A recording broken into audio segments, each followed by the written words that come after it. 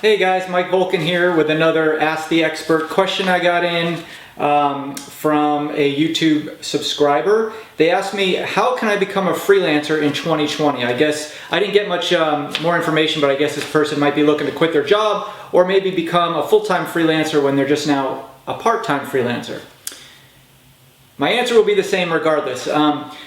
I think you should definitely become a freelancer. I would never say not to, because I love being a freelancer and I think that that's the new economy. I think that everybody should be freelancers, but I will caution you with a couple things. First of all, freelancing is growing quite a bit. The number of freelancers out there now is astronomical. So if you want to be a freelancer and you want to be successful at it, not just be a freelancer in between looking for a job and trying to pick up extra work, if you really want to take control of your own career and make your own salary and be a full-time freelancer, you have to be able to differentiate yourself. Meaning, how can I be different? You don't have to be unique, but how can I be different to my ideal client? So what I want you to do first is, number one, identify who you want to be a freelancer for. Who's your ideal client? Really put a name and a face behind that. Understand the who, what, when, where, and why of why someone will hire you. And then try to narrow it down to an industry. You don't have to do this, but freelancers are more successful for the most part if they can really specialize in a certain industry. And there are so many industries out there. We talk about this during Freelancer Masterclass. In fact, I give a spreadsheet of hundreds of different industries that you can be a market to. But really, it's all about being unique to your ideal client, not unique to the billions of people on this planet. So that's number one. You really got to differentiate yourself and understand what industry and what person is going to be hiring you for your services. And the other thing is to embrace technology a little bit. I just got finished working with a freelancer who was absolutely afraid of anything besides email, didn't understand basic programs, didn't want to open Excel because they didn't know how to do formulas. And if you're that behind the curve on technology, you really got to pick your niche carefully, because technology is everywhere in every industry now.